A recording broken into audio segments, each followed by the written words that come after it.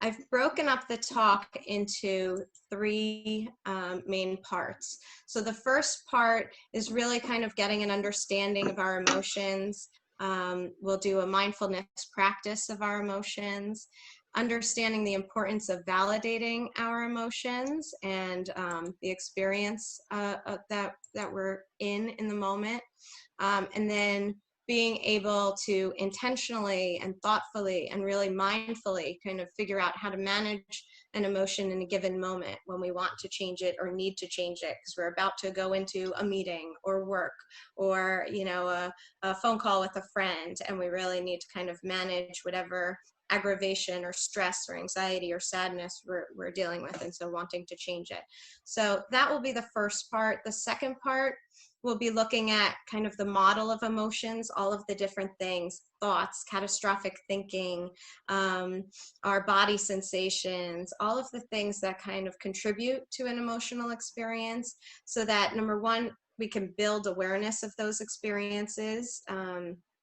But number two, we could also see all of the different avenues to intervene at any given time to change the experience for ourselves and to be able to effectively and appropriately cope with the situation. And then part three will be about building resilience, emotional resilience, and really preventatively reducing our vulnerability to emotions day to day by improving our self-care. And then we'll have a Q&A at the end. I'll also be stopping in between part one and part two, and then between part two and part three, just to check in. We'll unmute everybody. So if you have questions, you know, as we're kind of going through, with my screen share like this, I can't see the chat box, but I'll, you know, kind of unshare during those times and be able to kind of see your questions, or you can unmute yourself and ask your questions during those times. Okay, so getting into part one. Has anybody, show of hands or head bobs, anybody find yourself going to the kitchen 17 times a day and snacking or picking and never really feeling satisfied? Yeah, I think a lot of us are guilty of that. You don't have to out yourself on this next one, but anybody recognizing that they're smoking or drinking or indulging, you know, a little bit more than they normally would too, right? And so, you know, what is that all about? Well, it's about emotions. You know, and we tend to deal with our emotions like we deal with this scary virus by not really welcoming them. We kind of like do this, and, you know, we kind of do everything possible to try to keep them away or at bay. It's as if we feel like if we don't acknowledge them, they won't really be there or they'll go away. But the reality is that they don't, that it doesn't work that way. And they just kind of continue to build underneath the surface and influence the way that we interact with people, the way that we communicate with people, the way that we respond to situations. And so we really want to make this a more conscious process.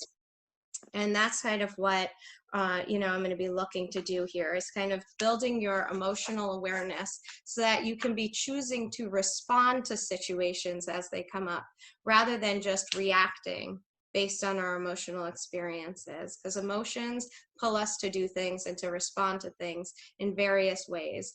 And if we're not aware of that process, then we could react by yelling at somebody or by shooting off a text or an email that we later go, oh, why did I send that? Why did I hit send, right? And so being able to really kind of make this a conscious process allows us to then kind of respond in an intentional and thoughtful way to a situation, rather than just to react based on our emotions. Does that make sense? Okay, so if we kind of look at, you know, building emotional awareness and acceptance, there are a lot of emotions that we're all kind of going through and experiencing on a regular basis, whether it's anxiety, grief, sadness, panic, feeling overwhelmed or stressed out. being jealous or envious of, things that we're seeing other people doing or other people experiencing, having compassion or excitement about certain things, or curiosity, right? So we have kind of this wide range of emotional experiences all throughout the day, and especially related to the COVID situation. And if we're not kind of in tune with that, then it is can become pretty quickly a runaway train.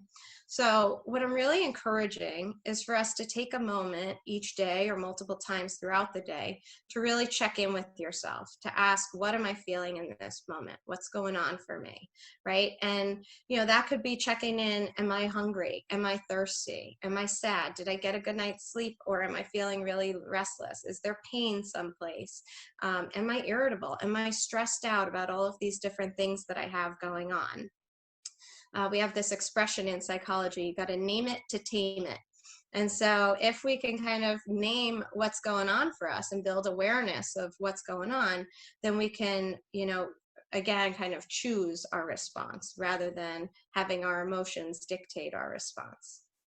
So right now I'd like to do a little bit of a practice. And so I really want to kind of give the experience of what I'm talking about here, that checking in, and that building our emotional awareness. So what I'd like to do is kind of talk you through a mindfulness of emotion experience, where we can practice just sitting with and observing the ebbs and flows of our emotional experiences in our body. All emotions are like energy. They come in like waves and they will recede, right? If we let them. A lot of times we kind of either don't let them, or we don't pay attention to them until they kind of crash over us, right? And so the idea of kind of being mindful of our emotions is a way to kind of allow us to just observe that normal ebb and flow, that normal rise and fall of our emotions, with kind of an acceptance and awareness, with a welcome sign, to be able to give space to our experience of our emotions. So if you would, I'd like you to kind of sit comfortably in your chair, and if you are comfortable doing so, close your eyes or just place your gaze on something that won't distract you. So, gently looking down into your lap or onto the table in front of you. And at first, I want you to kind of focus on your breathing, taking an inhale and then a slow and complete exhale.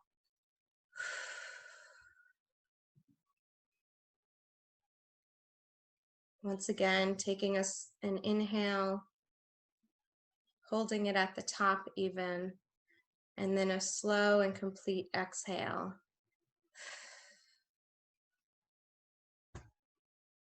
And I'd like you to drop into your current experience. How are you doing in this moment? What are you feeling?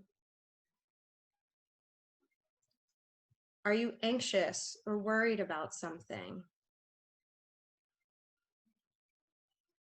Are you feeling excited or relieved that it's Friday? Are you experiencing grief or sadness about the way things are right now, or something that you're dealing with? Take a moment to check in and to allow your emotions into your awareness, giving them space to exist.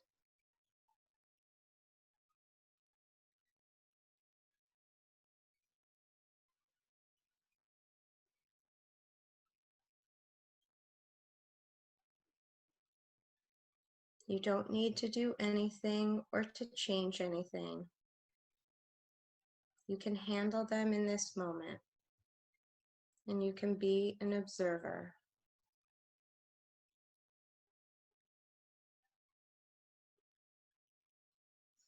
And what I'd like you to do is mentally kind of scan your body. Where are you noticing sensations? Stay with whatever there is that's coming up for you.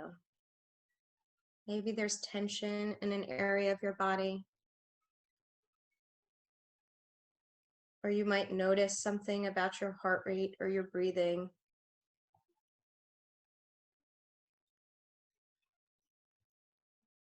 Investigate those body sensations and emotional experiences with curiosity and openness and without judgment.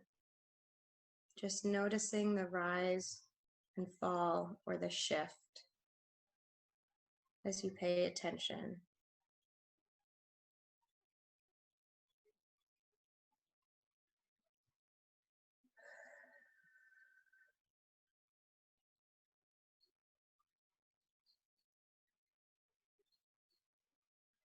If your mind wanders or if you get lost in thought, notice where it's going and gently guide yourself back to focusing on your sensations and emotional experiences in this moment.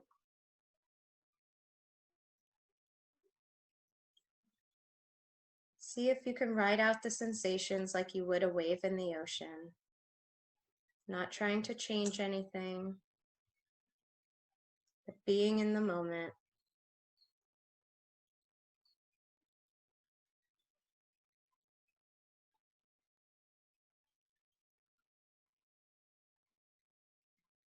Ground yourself in your breath, which cannot be in the past or in the future, but rather each breath rooting you in the right now.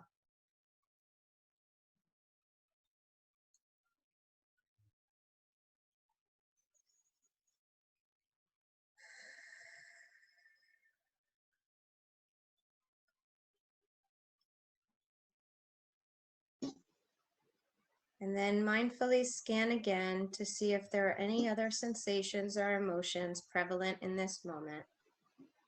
And if so, letting your attention rest there for just a moment with curiosity and acceptance.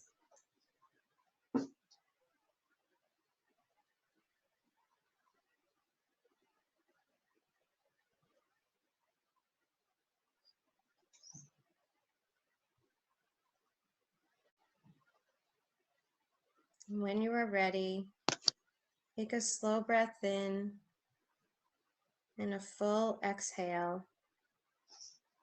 And allow your attention to once again shift outward, opening your eyes and bringing yourself back here.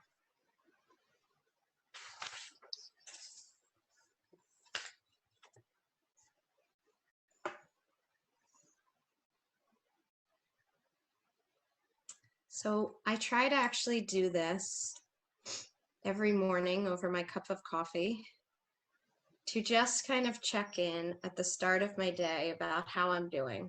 Am I tired? Did I get a good night's sleep? Am I irritable? Just kind of connecting to what's going on for me in that moment so that I can be aware of it and how it's impacting me. I have a 5-year-old son, and my 5-year-old son, every morning he wakes up and he runs over to Alexa and he asks Alexa what the weather is. And she tells him what the weather is and what the weather for the day will be. And then he comes over and he tells us what the weather is. And then he kind of asks us what we're doing that day. He wants to know what the plan is for the day. He wants to know, what we're going to do, if we can go outside, if we're going to grandpa's, he wants to know the plan. On days that I don't do this check-in, I notice that if I'm stressed out, if I have a lot going on, if I'm being pulled in a lot of directions, I can be really short and dismissive with him. Like, dude, I've got a lot going on right now. Can you please just go and watch TV, right?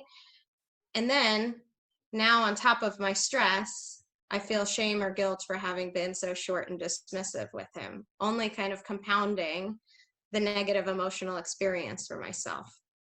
Whereas when I can check in and I can notice that I'm getting pulled and I can notice kind of where my emotional experience is, I can choose to respond when he comes up to me looking for that plan more thoughtfully and say, something like, I've really got a lot going on right now. Let me focus this morning and try to get this stuff done. And then after lunch, I promise we can go outside and we can do, whatever it is that he wants to do. He's really into gardening. So we can, we can go and garden, but, let me kind of focus and get stuff done. But I can choose that response knowing where I'm being pulled, rather than kind of letting the stress and the emotion kind of overwhelm me in that moment and dictate my response to him, compounding the situation. Okay. The other thing that does is it validates ourself. It validates our emotion. It communicates to ourself that those emotions make sense, that the way that we're feeling makes sense. And it gives time to kind of experience it and to let some of that emotion out. So what do we need in that moment? Do we need a good cry? Do we need to kind of, give ourselves a quick burst of energy, a sprint or going up and down the stairs or a stretch or something to kind of get rid of some of the nervous tension? Do we need to worry, right? Sometimes we're kind of really stressed out about something coming up, and we need to kind of have time and space to either watch the news or to plan our grocery, trip or something for work, so that we can kind of feel more in control of that situation, right? And so validating the experience, checking in with the experience, being aware of that experience can then also help us figure out what's the best way to meet that experience, that it doesn't interrupt or take over the rest of our day. Okay. The other thing I want to point to is that we tend to be humans doing rather than human beings, right? We do. We're always looking to do. I remember when the pandemic first happened, I was guilty of this too. Our initial reactions were, what can we do? What can we not do? Do you need any help? Is there something I can do? Anything I can do for you, please let me know, right? It was all about doing. And what this part is about is really being able to sit back and be, and to really kind of be open to whatever is happening, to whatever the experience is, to what you need in a moment. I was speaking to a patient earlier this week who has lost both of her grandparents in the last 10 days. And I asked her, how have you been doing? How have you been coping with that? And she said, well, I've been taking a lot more Xanax and smoking a lot more marijuana. And when I wake up in the morning and I'm crying, I go to my husband, and my husband says, just take your medications. It always makes you feel a lot better. And she said, so I do, and I've been going through Xanax like crazy, but it makes me feel better in the short term. It's just when it wears off, I feel so much more sad, and I feel so much more annoyed and angry with him and irritable, and I'm just a total mess. And I said, hold on a second, let me get this straight. So you've lost both of your grandparents in the last 10 days who you were particularly close with, right? Yeah. And you didn't get to go to the hospital, and you couldn't say goodbye, right? Yeah. And we can't have funerals or Shiva or wakes or family gatherings to mourn in the way that we know how, and the way that, culture kind of helps us, grieve and overcome these situations. We haven't been able to do any of that, right? Yeah. So why are you supposed to be okay?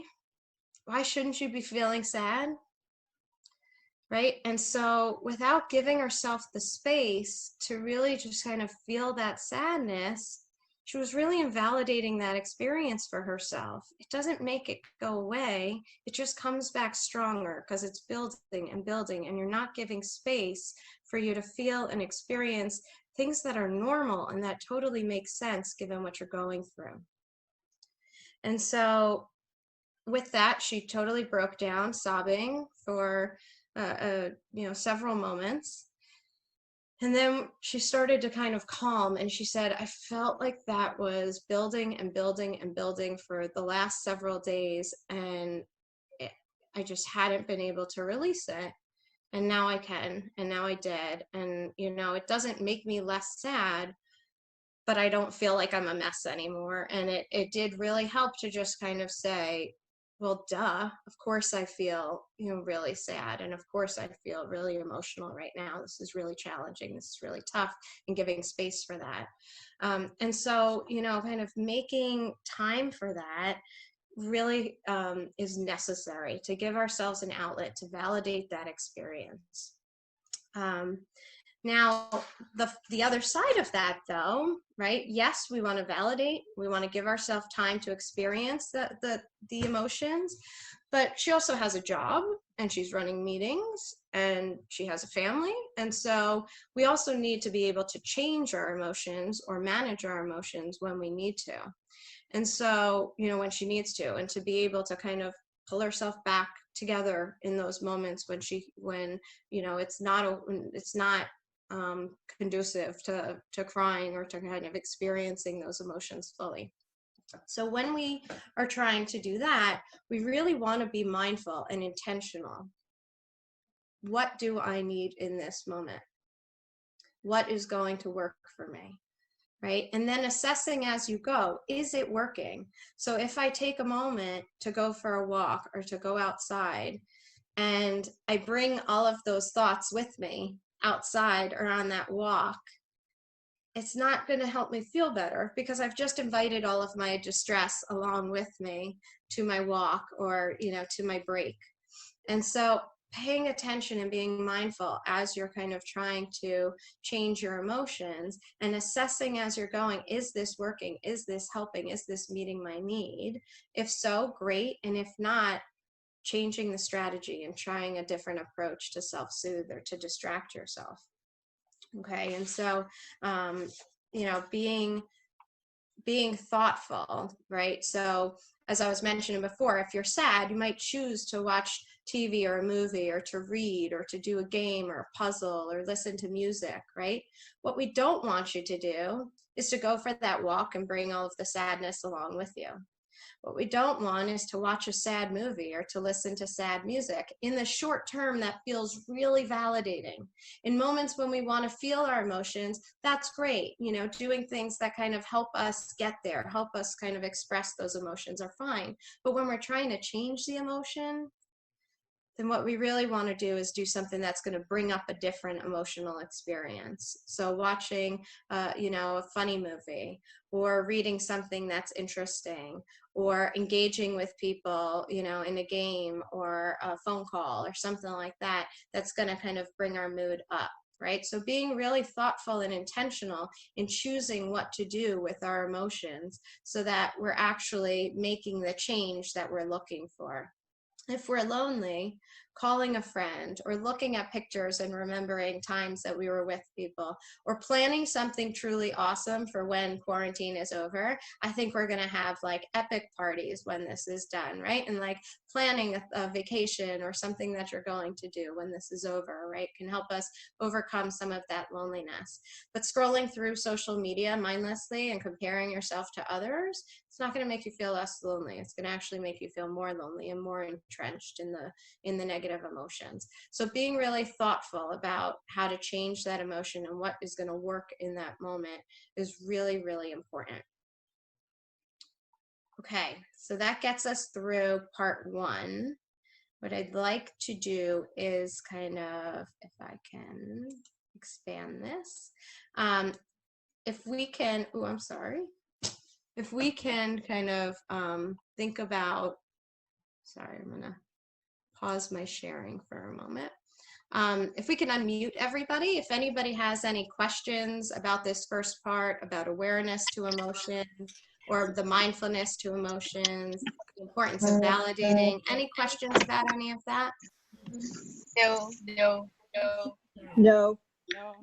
I'm good. Okay, great. And how was the experience of dropping in and kind of building that awareness to your emotions in that moment? Definitely help. Helpful? Good. Can you imagine yourself doing that and checking in with yourself throughout the day or in the morning or before bed or something like that to really just kind of assess and take inventory of what's going on for you and what you need? Definitely. Yeah. Yes. Great suggestion. Okay, great. Okay, so with that, we'll kind of move into the part 2. We'll mute everybody again to just kind of cut down on some of the background noise. Let me resume share. Can everybody see my screen again? Yeah. So, okay, so the model of emotions is really kind of about understanding that with any given situation, lots of things are happening at once. We're getting a lot of information, either from our body, from emotion, from thoughts, from our behaviors, or from the urges that we're having to act in certain ways. So, you know, the idea of, if we zoom out to try to kind of get the bigger picture of what this model is about, is an event happens, it brings up thoughts, emotions, body sensations, urges, and all of those things feed each other. And this all happens very rapidly, very quickly, and lots of times without any awareness or consciousness on our part. And so then we kind of behave in a certain way. Maybe we yell, or we get frustrated, or we shut down, or whatever, right? And then that creates another negative emotional experience, other body sensations, more kind of compounding negative thoughts or catastrophic thinking. And it all just kind of keeps feeding itself in a negative direction. This can happen in a positive direction too, right? And so 2 things that I want to highlight about the model of emotions. One is to pay attention to this process so that we can kind of have an awareness of how our thoughts, how our body sensations, how our behaviors, how our emotions are all kind of feeding into each other and relating to each other. And especially this action part, how it's pulling us to act, and how acting in certain ways then intensifies kind of the experience, you know, the other experiences for ourselves. So that's the first part, is kind of having an awareness of this process so we can be paying attention to it more. The second thing that I want to highlight is that if you notice, everything is interrelated.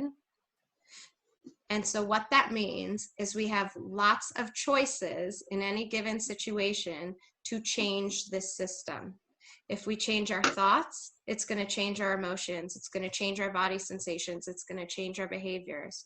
If we change our behaviors, it's going to impact the whole system. If we create a different emotional experience, remember what I was saying before, going for that walk, but not inviting the distress with us, and really kind of paying attention to the sound of the birds, or the blooming trees, or, you know, the fresh air, or your experience of being out of your 4 walls, right? Like, so being kind of in creating a different emotion, that's going to impact our thoughts. That's going to impact our body sensations and our actions or our urges. And so we have lots of avenues to intervene when we want to, okay, when we want to change an experience.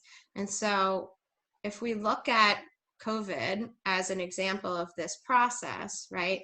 So the pandemic happens, we all go into isolation, and that kind of brings up thoughts. I'm going to get sick. I'm going to lose my job. My family's going to suffer. Something terrible is going to happen, right? All of these catastrophic thoughts kind of come into our mind. And there's a lot of anxiety and intense fear. And that's coupled with body sensations, like our heart racing, sweating, hyperventilating, and maybe the action urge, the actions or the urges of panicking or stressing out our family, and you know, trying to control things that maybe you know, will make our anxiety in the short term feel better, but really are not effective ways of controlling the situation. And so being able to kind of recognize this process can help us figure out, okay, where can I introduce some change? What can I do to make this more tolerable, to improve the way that I'm feeling? So if we change our thoughts, for example, instead of I'm going to get sick, I'm going to lose my job, my family's going to suffer, I can wear a mask, wash my hands, keep physical distance, minimize the chance of illness. Right? That's going to decrease our fear about getting sick. There are things that we can control that, you know, will help us kind of minimize that risk, right? My husband's thing that he has done is he's really attached himself to the idea of his job does not have a work from home policy at all until now. And so he has really kind of connected to, I'm never going to get this chance again. So how can I enjoy it? And kind of changing or shifting the way that we're thinking about it is going to decrease our anxiety and our fear. It's going to decrease our body sensations. It's going to decrease the behaviors or the urges and the ways in which we act, right? And so shifting our thoughts can impact this whole thing. Or we can try to shift our body sensations, right? When we're feeling anxiety, the message our brain has is there is a threat or there is danger and you need to protect yourself. So your body goes into fight or flight mode and your breathing gets shallow to get oxygen, more oxygen into your body to be able to fight or to flee. Your heart starts racing so that your muscles are getting fueled to be able to fight or to flee. We're hot, we're energized with adrenaline to be able to fight or to flee, right? If we are trying to change that because there really is not a need for that fight or flight response, changing our body sensations by meditating to slow, or doing some mindful breathing exercises like you guys learned on Wednesday for anybody who was in Elena's program. Being able to slow down that breath slows down our heart rate, slows down our blood pressure. Also, putting your face in cold water. We call this the tip skill, but putting your face in cold water has to be cold. Your face continuously with cold water, 10 seconds, taking a breath, then doing it again, another 10 seconds of either submerging or splashing cold water on your face, pausing, taking a breath, doing it again. Doing this for just 1 or 2 minutes drastically improves how we feel. Because if we're splashing cold water on our face or submerging our face in cold water, we are triggering our parasympathetic nervous system. That's what PNS stands for, our parasympathetic nervous system, which is our rest and digest system instead of our fight or flight system, right? And so when we submerge our face or are splashing water, we have to hold our breath. So our breathing becomes less shallow. We're not hyperventilating anymore. We have to hold our breath, which slows everything down. We decrease our body temperature because of the coldness of the water.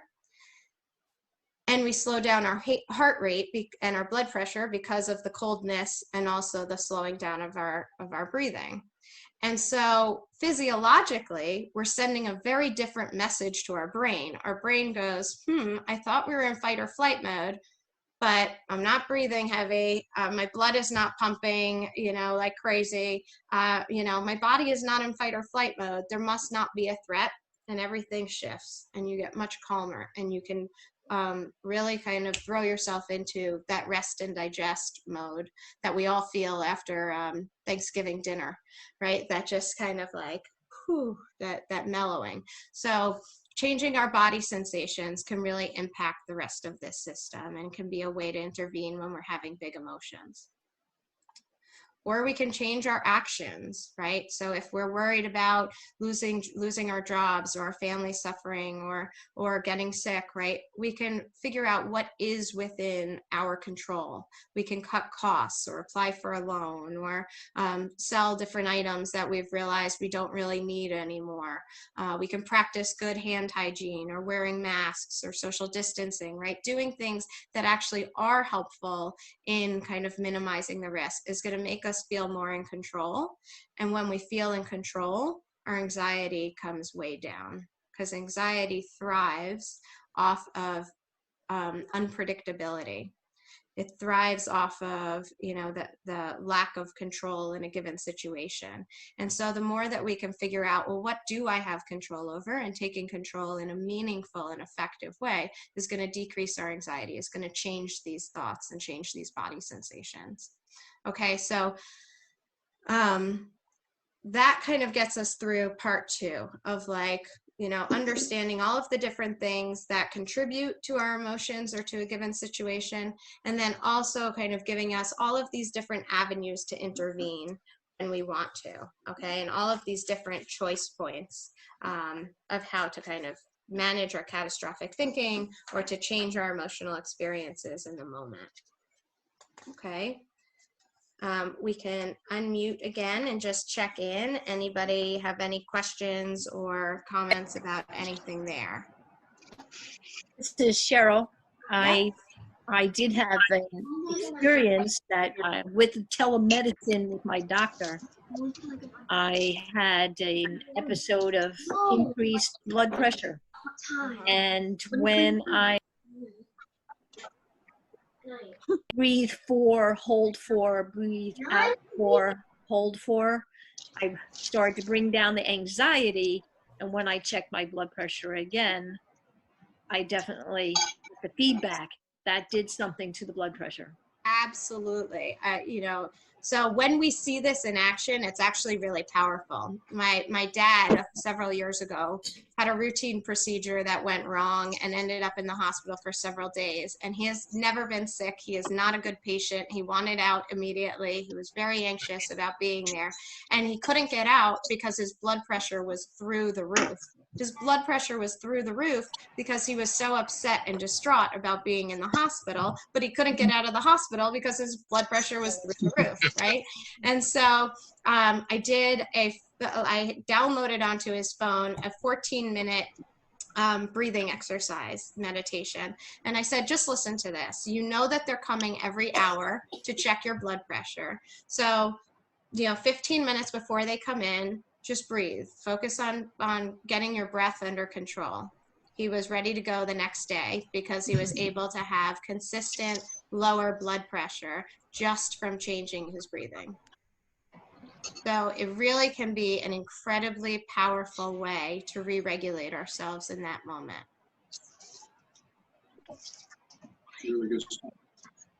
Any other thoughts, comments, experiences with any of this that anybody wants to share before we move on? Okay, we can mute again. And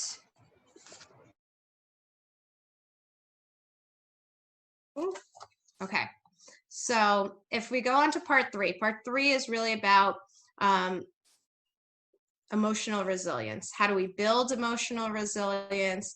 How do we, if we look back at that model of emotions, this is the stuff that comes before an event even happens. How do we reduce our vulnerability to emotional experiences and build emotional resilience so that we can bounce back more effectively, right? So if this is our baseline, or when we wake up or as we're going through the day, this is kind of our baseline, and then something happens. Something always happens, things happen, whether it's you get a phone call or a text that's distressing, or you choose to watch the news, which I don't recommend doing in high volumes, but something happens that kind of causes distress and it dips us, right? And then we've got to work to kind of rebound and get back to our baseline. Okay, the idea behind emotional resilience is to increase our baseline so that we're starting out at a higher level. When something happens, we'll still dip. That's normal. That makes sense. But we won't dip quite so far. And so it'll be easier to kind of rebound and get ourselves back to a good, healthy baseline. So the tools and the strategies specifically that I'll be talking about how to do that are you can remember by thinking about ABC Please. And what our ABC and Please skills do is they increase that cushion to be able to increase our baseline so that we're at a better place to be able to handle stressors, not dip so far, and rebound more quickly. Okay? So if we focus first on the ABC, the ABC part of things, the A stands for accumulating positives. This could be anything from your favorite cup of tea to a favorite TV show, running or going for a walk outside, having a good meal, going for a drive by yourself with the windows down and the music blasting. It could be counting your blessings or noticing something that you're grateful for. It could be connecting with friends. I highly recommend kind of accumulating positives with connection. We want to be physically distancing. We don't want to be socially distancing. We want to keep ourselves connected while still being physically distant for safety. Okay, so accumulating positives and we are social people. And so, accumulating positives has to include connection in some way to really kind of help us feel more stable and more happy. If you can create a quarantine routine that's enjoyable, something that maybe you have time for now that you didn't have time for before, catching up on a series that you wanted to watch or books you wanted to read, or being able to take a walk in the morning or catch up with a friend on the phone that you normally wouldn't, have time to connect with as often, right? And so being able to accumulate positives throughout your day really helps boost your mood just a little bit. It nudges it up. Every little thing that you're doing to accumulate positives throughout the day is just one more boost, to kind of raising that baseline a little bit. Lots of people have been really creative with this. And so I always jot down things that either my clients or other people that I'm talking to or friends are coming up with, right? And so later on at the end, I really love to kind of hear different ways that you all are kind of creatively accumulating positives. So, some people are doing Netflix parties. You can link your Netflix accounts with other people so that you can watch a movie together where you're all at the same part of a show or at a movie and reacting, together to it. One of my group members said that she did a Zoom karaoke session with friends of hers. I had a Zoom session with friends of mine, and I pulled up a photo album of a trip that we had taken like 20 years ago, and just going through all of these really funny pictures together and laughing and connecting in a way that really made me feel better for like several days. That one like Zoom session of going through and laughing and letting go with my friends, that saved me days worth of anguish. So, kind of building in ways where you can accumulate positives. The B is building mastery. This could be something productive, tackling something on your to-do list. It could be doing something where you see progress over time. So whether that's learning an instrument or practicing a language or, doing something, exercise even, right? Where you see that you can do more reps or last for longer or get farther than you could, a couple days or weeks earlier. So building mastery is like setting a goal and working towards it and seeing progress. It's those like, when it's that feeling of pride when you accomplish something. It's like those yes moments, like, yes, I did it, right? Those little moments, those moments of mastery that increase our confidence, and they seriously, especially in a situation like this, decrease our feeling of helplessness, because it gives us something that we're working towards, that we have control over, that we can see improvement or achievement on. And if it's something that you can achieve now while you have the chance because you're home, like clearing out, that closet or that clutter drawer or something like that, and you can kind of see progress and make yourself kind of feel good in that moment that you otherwise wouldn't be doing. Those are kind of great things to build in to kind of find a way to make this quarantine meaningful and purposeful and productive in some way, just to kind of give ourselves that boost of confidence and control. And then the C is coping ahead. So coping ahead means if we know that a stressor is coming, remember that dip here, if we can predict a stressor, like going to the grocery store, and choose how we're going to cope with that, this rebound can be much quicker and much less difficult. And so coping ahead is really for this part of the curve, to be able to help us figure out in advance, how am I going to deal with that in a way that makes it less impactful? Okay, and so whether that's planning out, meals for the week, so that making meals in between, calls or this or that, being able to kind of do that, like meal prep on the weekends, or planning out a menu so that when you go grocery shopping, if they don't have this, but they have that, giving yourself alternatives, any way in which you can kind of cope ahead for something that might be stressful so that you can rebound more quickly and not have it be so devastating. Creating a schedule has been really helpful for me in, those first few days of quarantine.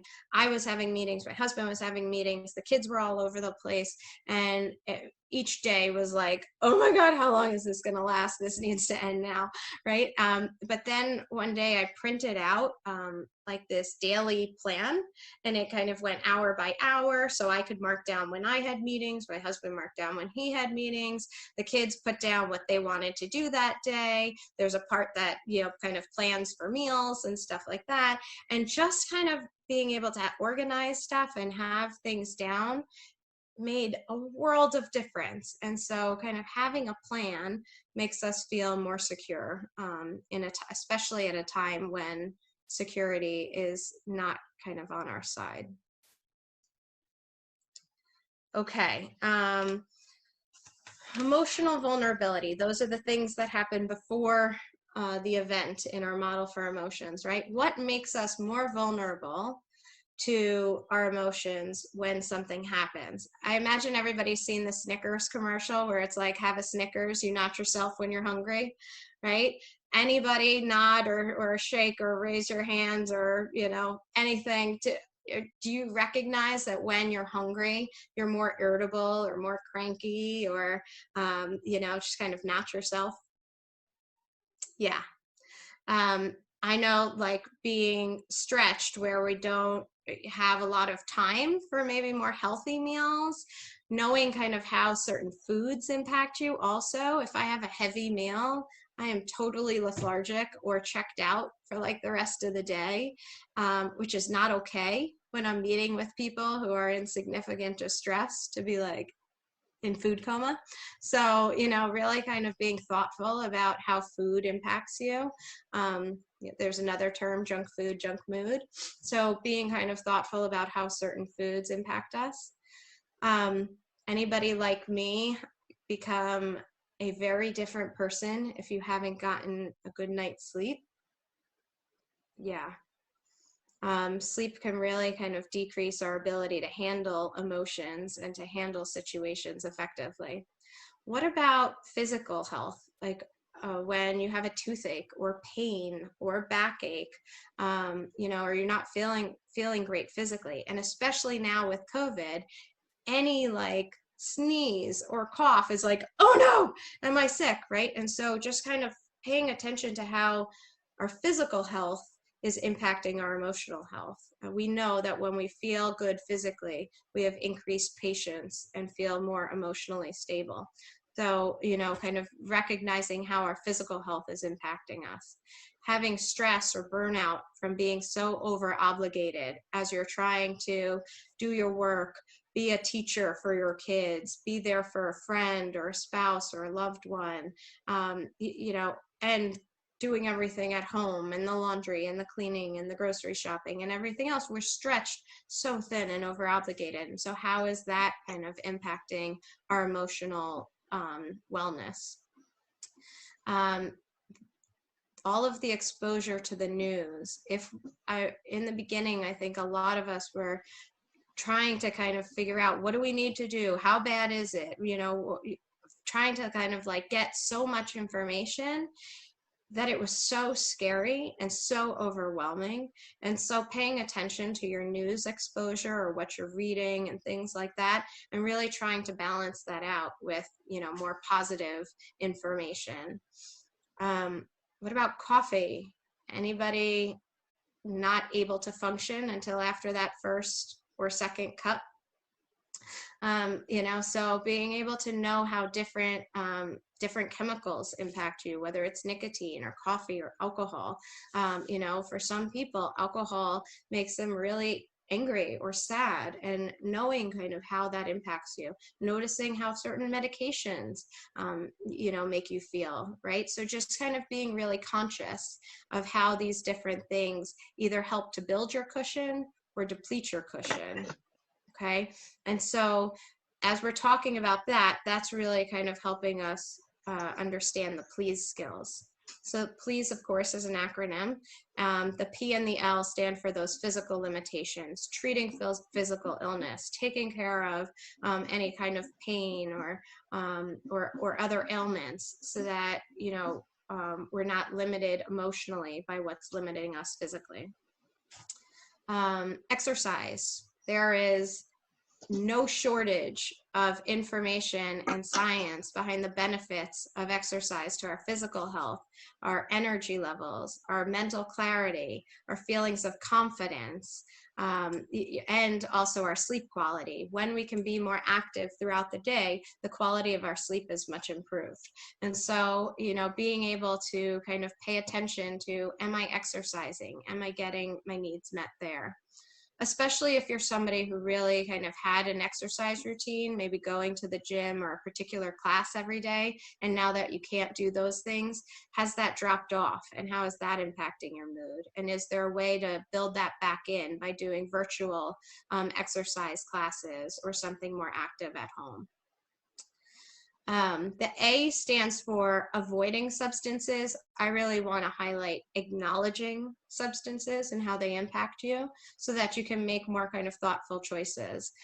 If you know that you're pretty sensitive to stimulants like caffeine or nicotine, choosing not to do those in the evening time so that your sleep isn't interfered with.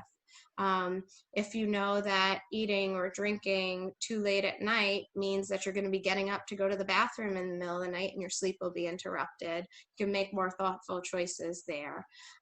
Noticing when you're looking for food or other substances as a way to comfort yourself, what's triggering that? What are kind of your times of day where you're most susceptible, and can you plan on doing something else to fill that need instead, whether it's connecting or just kind of making thoughtful choices about how to fill that void in a healthy way.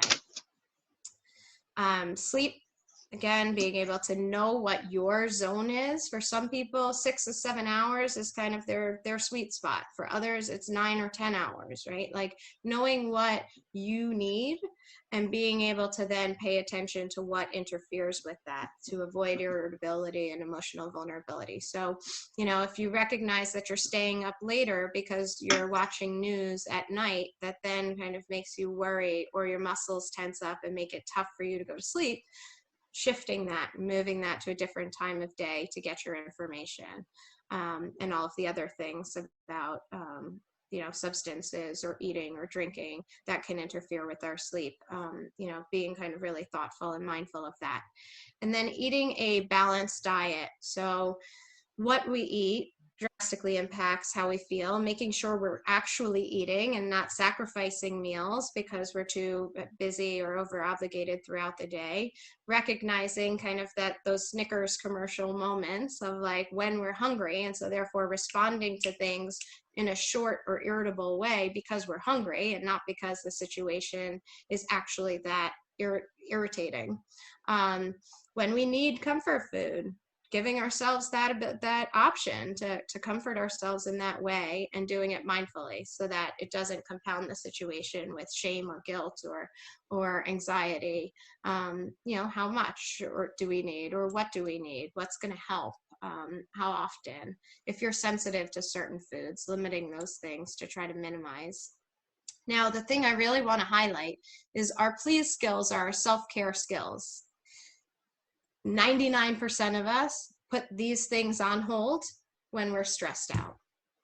Oh, I can't take time to, make a good meal right now. I've got too much to do. or I don't have time to exercise because I have to kind of do all of these other things, or not getting sleep because we're preparing for something or working on something, right? These skills are the things that take a back burner, or a back seat when we're feeling really stressed out. And yet they so tremendously can help us in times of stress to feel more calm and in control. So figuring out a way to prioritize them can be really, really useful. And maybe even considering doing a health log for a week or 2 weeks where you're paying attention to your sleep. How many hours am I getting? How many times was my sleep interrupted? How many meals am I eating? What am I snacking on? When am I snacking? How much exercise am I doing, right? Being able to kind of do a health log for a week to be able to pay attention to each of those things. And I highly recommend that even if you think you're pretty in touch with these things. I went to a functional medicine doctor once, and he had me literally take notes on everything. It was literally like, how many times did I compliment myself or somebody else every day, plus all of the food stuff, plus sleep, plus it was literally paying attention to everything. And things that I thought I was doing pretty good about, in actually seeing it and creating kind of awareness to it, I was seeing how maybe I wasn't prioritizing things as much as would be helpful. And so being able to kind of pay attention to those things and see how can you adjust, what things may be unconsciously kind of impacting you because you're not paying as much attention to them. You're just trying to like get a meal, before you have to go to your next meeting or something like that. But what are you eating, and how are all of these things impacting you? So building awareness by doing a log, or using one of the apps that help you kind of track eating and sleep and things like that can be really useful. Lots and lots and lots and lots of people are reporting sleep significantly deteriorating these days, either due to stress or worry thoughts, or a whole host of other things, being over obligated or needing to figure out how to get their work done in a new way or stuff like that, where it's kind of impacting our sleep. So these are evidence-based strategies from cognitive behavior therapy for sleep that can help us get more sleep and better quality sleep.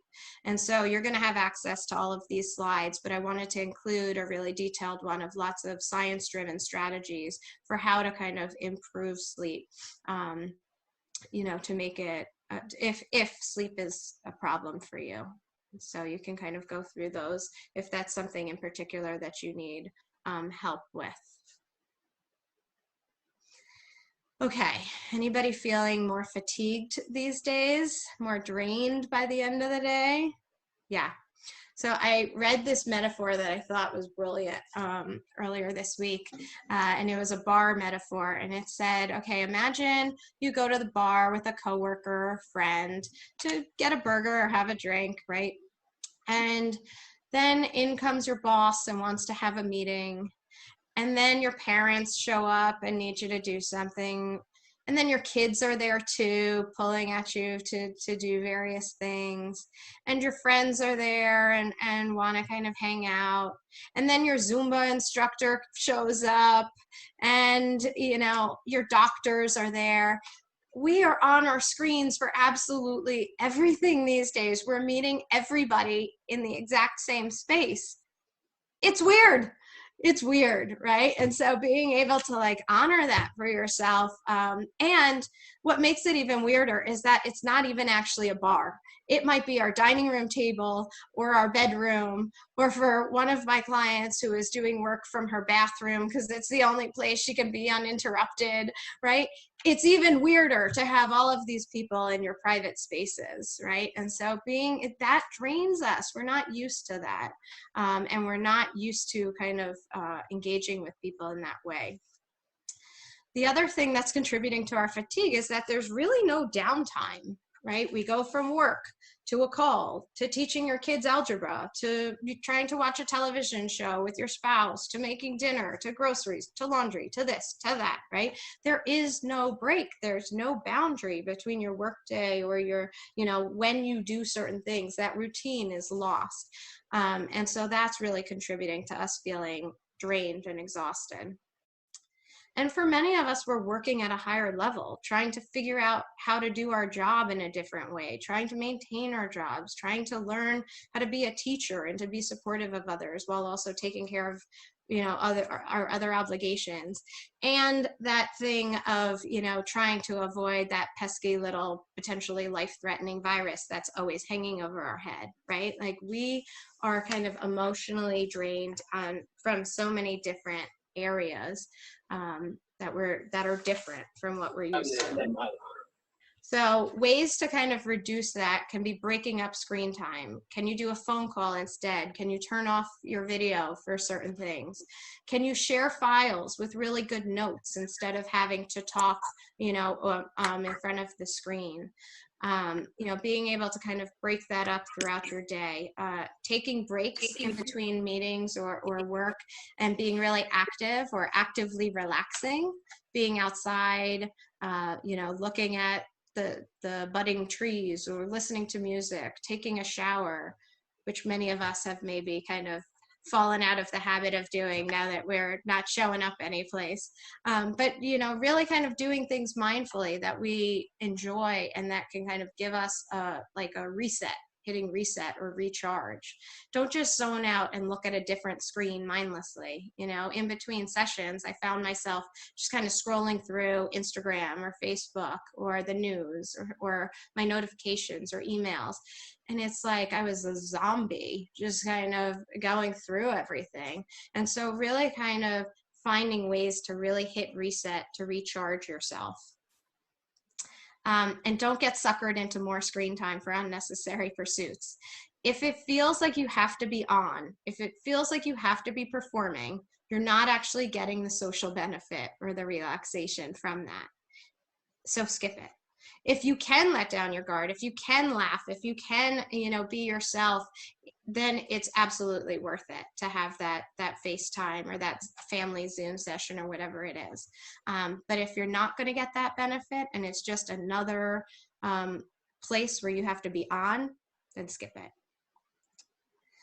I also wanted to include some different hotlines. I know you guys are probably talking to people, acting as social workers for lots of people, you know, family members, friends, you know, the financial strain, the work and school stress, the loss of support and isolation is really kind of creating increased risk for domestic violence, for child abuse.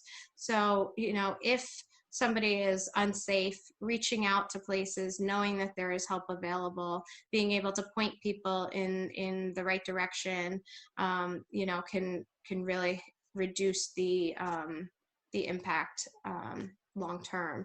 But also long term, knowing this isn't going to last forever, holding on to hope, reaching out, you know, for therapy, for guidance, for support from rabbis or priests or anybody that can be helpful, kind of really looking for resources that can be useful in these times.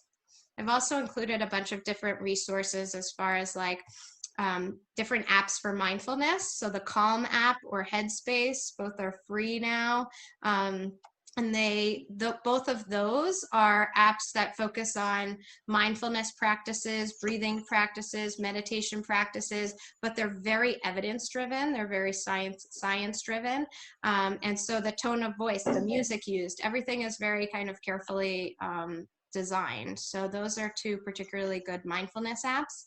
Mood tracking apps that help you rate your mood or changes in your mood and what might have triggered a change in mood or different feelings, just to build that awareness of our feelings and our moods throughout the day or the week. Ways to distract, so exercise classes, virtual book clubs, anything that kind of can help us distract and engage in ways that are useful for us. There's an app called Calm Harm, which I like a lot. It helps us to kind of not do something impulsive to make the situation worse. So it asks you when you first open the app to rate your urge, right? And doing something impulsive could be anything: overworking, overeating, using a substance, yelling at somebody, could be anything. But so you rate your urge, it throws you into an activity like name all 50 states, or name all of the European cities that you can think of, or name all of the colors. And then it asks you to rate it again after you're done with that task, and it will give you another task if you're still high. And what I like about this is that over time it collects that data. So if your mood did not change or your urges didn't change when you did a particular task, it's not going to bring up that task again for you because it didn't work for you. And so it'll bring up something that either did work, or it'll give you a new idea of something to try to kind of help distract in that moment. I know my blog post was sent around that has lots of different ideas. I put the link there again of, literally just hundreds of ideas, from doing puzzles to going for walks to that splashing your face with cold water, meditations, contributing, all different kind of ideas for ways to cope with emotions. There are also lots of self-help books. I particularly like ones that are evidence-based. So the ABCT website is the Cognitive and Behavioral Therapy Association's website, and this is their self-help books link. And so there's a list there of various things that might be useful. And then the Wellness Society, I think they're in England actually, they put out this 28-page coronavirus anxiety workbook that is brilliant. It's got lots of ideas, it's got links to different information, games, apps, all kinds of stuff for ways to deal with emotions, particularly related to COVID and getting through this. So I list that there too. Okay, we have reached the end. So I'd like to open it up for questions, thoughts, comments, and then we'll spend some time doing that. And then before we leave, I'm going to talk us through a muscle relaxation for the last few minutes, just to kind of send you into your weekend in a really calm and relaxed place. So, but before that, let's open it up for questions. Anybody have questions, thoughts, comments, particular situations you want asked?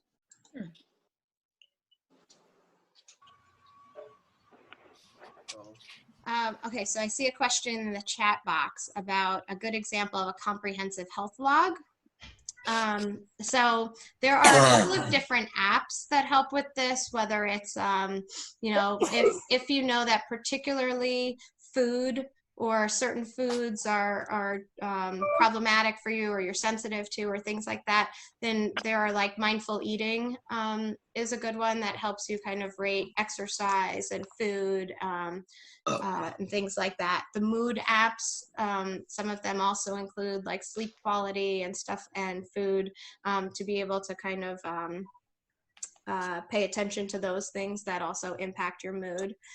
So there are apps out there, but also just kind of taking those please skills and making your own, sheet of, how much sleep did I get? How was the quality of my sleep?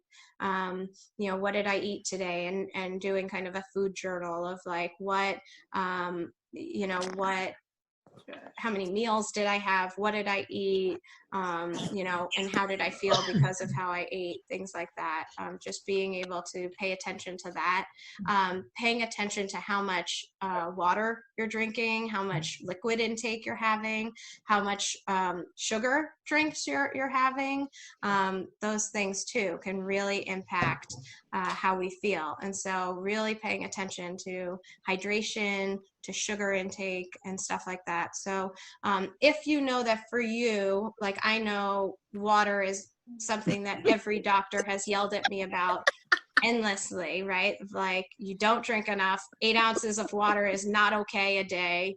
I'm like, there's water in coffee, and it all balances out, but they don't seem to agree with me on that. So I think, paying attention to my water intake is something that I really kind of make a very conscious effort to do.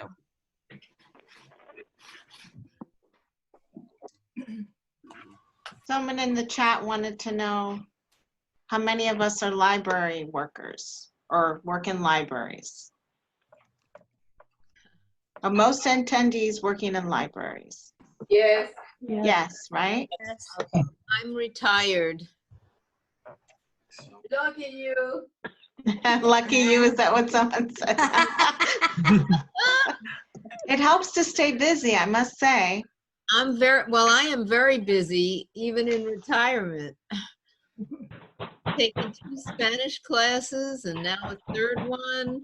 Good. I think, taking language classes is huge because it gives us something to really focus our attention on. If it's not something that you know already, you have to pay attention to it.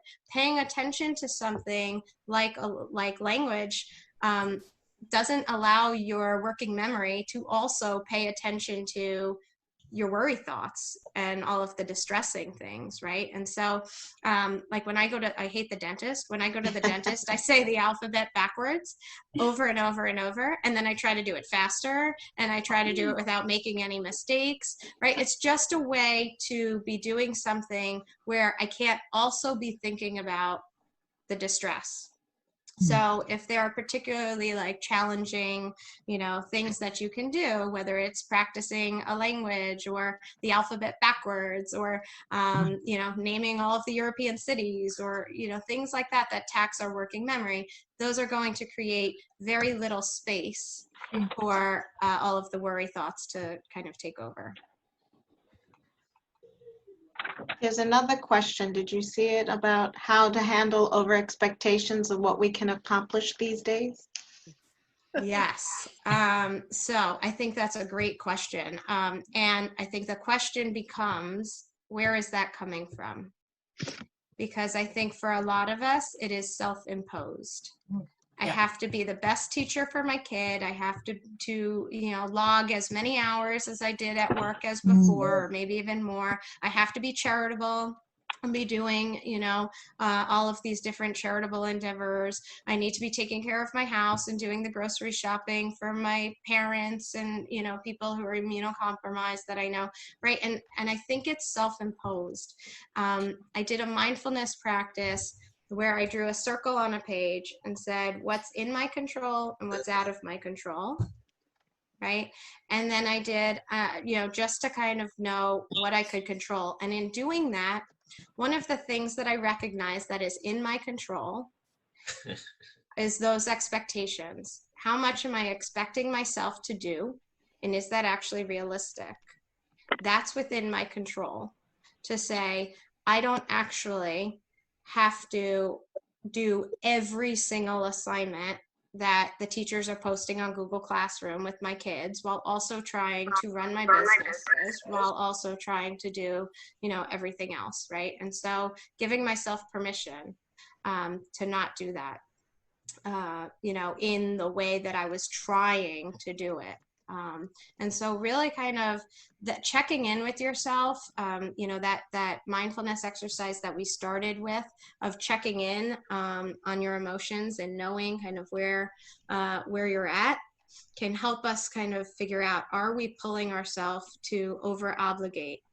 Are we saying yes to everything because we feel guilty saying no? And then we can make more conscious choices about that and say, is that really helpful? Am I really actually doing a good job with this? Or am I actually feeling worse because now I'm doing a half-assed job in lots of places instead of doing a good job in some places?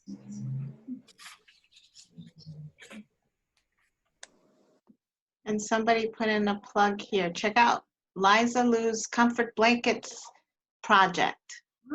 It's very meditative, and I have used it to start a program at our library at Pearl River.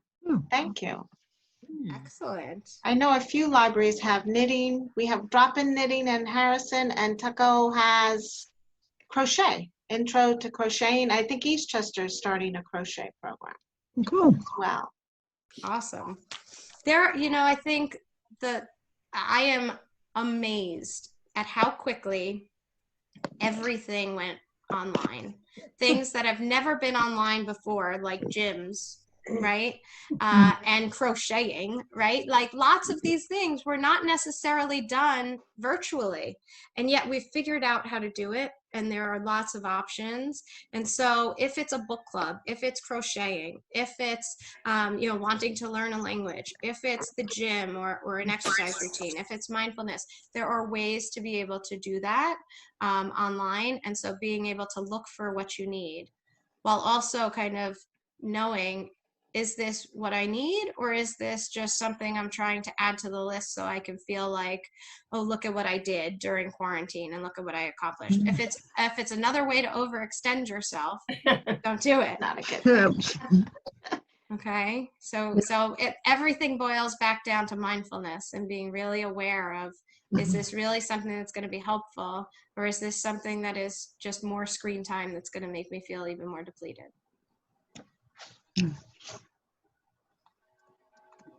Any other questions? No, not really. It's 3:51. Okay, so I want to kind of talk us through a progressive muscle relaxation. This is fabulous for sleep if you are having a hard time kind of winding down at the end of the day, or if you wake up in the middle of the night and are having a hard time going back to sleep. But I also, and so that's what I have traditionally used it for. But now that we are kind of like sitting for so many hours, I actually think that this is so useful in lots of different times now, because it's a way to kind of decrease the tension in our body, to help reduce stress, to help reduce to help increase relaxation, and to give us a place to focus our attention so that we're not getting pulled by worry thoughts or stress. Okay, so because this is kind of the way that we're gonna end, you can keep your your video on, you can turn your video off, you can lay on the floor, you can get into a comfortable position, you can do whatever you need to do to kind of make this useful for you. It's going to take about 9 minutes, so I'll kind of lead us to the very end here.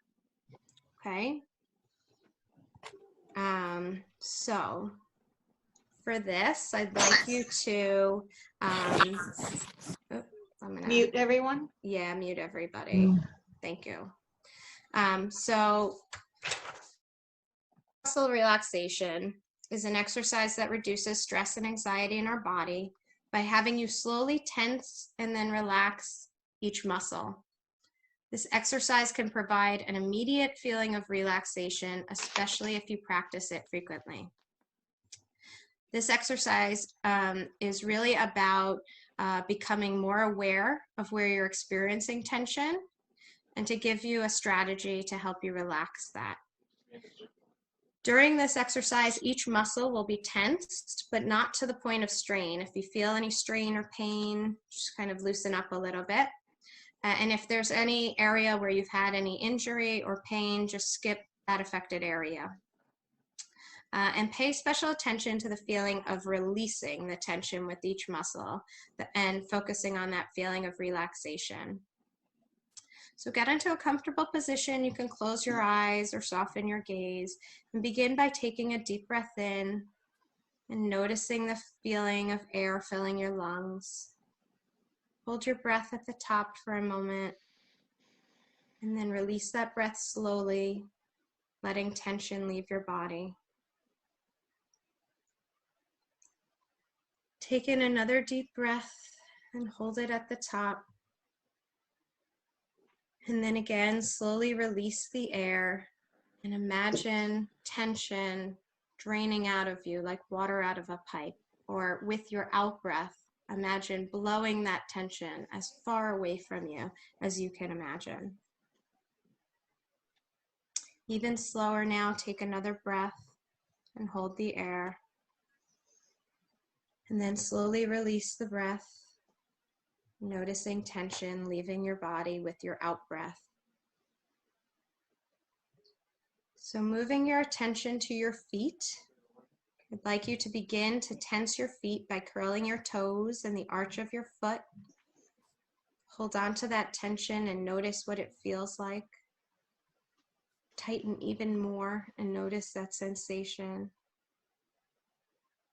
And then release the tension in your foot, in your feet, wiggle your toes around, circle your ankles, and notice the new feeling of relaxation in your feet and what that feels like. And take a breath in, pause, and exhale slowly and fully, imagining that tension leaving your body. And moving up, bring your awareness to your lower legs. Tense the muscles in your calves by pointing your toes towards your knees, bringing them up towards the rest of your body. And hold that tightly, paying attention to the feeling of tension in your calves and in your lower legs. Tighten it even further. And then release that tension from your legs, wiggling them out, and notice the feeling of relaxation as you release the tension. Take a breath in, hold, and release it fully and slowly. Next, tense the muscles of your upper legs by tightly squeezing your thighs together. Make sure you feel tenseness without going to the point of strain, but really kind of hold that tension and bring your attention to the tension in your legs. Squeeze and release, and feel the tension leaving your muscles and the heaviness of your legs as they kind of melt into relaxation. Take a breath in and release it fully and deeply, blowing away all of that tension from your lower body. Now bring the tension and your attention to your stomach. You can tense your stomach by sucking your stomach in, squeezing harder, and holding that tension. Imagining bringing your belly button to your spine as you squeeze and hold in a little bit longer. And release that tension, wiggling it out, and letting yourself notice the feeling of relaxation that is different from that feeling of tension you had a moment ago. And take a breath in, hold, and breathe out slowly and completely. Next, tense the muscles in your back by bringing your shoulder blades together behind you. Hold them tightly. Tense as hard as you can without straining, and keep holding. This is an area where we hold a lot of tension when we're sitting in front of a computer screen. So really focus on this area by squeezing your back muscles together, your shoulder blades together. And then release and roll out your shoulders. A couple circles forward and a couple circles back. Noticing the relaxation. Take a breath in and release it all the way, blowing that tension away from you. And tense your arms all the way from your hands to your shoulders. So squeezing your fingers in your fists tightly, and your biceps, and just squeezing all of the muscles in your arms. Pay attention to that tension. And then release and let it go and wiggle it out. Shake out your arms, roll your wrists, wiggle your fingers, and notice the difference and the relaxation in your arms. And take a breath in and out. And then move up to your neck and your head and tense your neck and your face muscles. You can clench your jaw or furrow your brow to kind of hold the tension in your face and your shoulders. Squeeze that and release. And roll it out, a few rolls of your neck forward and rolls of your neck backwards. And finally, tense up your entire body from your toes to your head. Tense everything up for a few seconds, knowing that when we release the tension, our body feels less tense and more relaxed than before we tensed it up. So hold that tension for a moment in your entire body. And then release and wiggle it out. And take a breath in, hold it at the top, and breathe out fully and completely, releasing that tension and focusing on the feeling of relaxation that you have going into your weekend. And begin to wake up your body by moving your muscles and adjusting in whatever way feels comfortable or necessary for you. Maybe stretch up or out to kind of wake up those muscles, and open your eyes and bring your awareness back into the room. I just want to thank everybody for your participation, for being here. I really appreciated doing this. I hope it was helpful. Thank you. Thank you. Thank you. Very Thank helpful. you. Thank you. You're welcome. Thank you. Thank you. Take care. Be well. Thank you to Dr. Joanna Fava and to everybody here who joined us today. And I hope you leave here feeling much more relaxed. I know I do. And we'll try and offer more of these programs in the future, so stay tuned. Have a relaxing weekend. Okay. Yes. Yeah. Mindful. Thank you so Mindful much. and intentionally Thank you, everybody. relaxing weekend. Be well, everybody. Yes, a mindfully you. relaxing.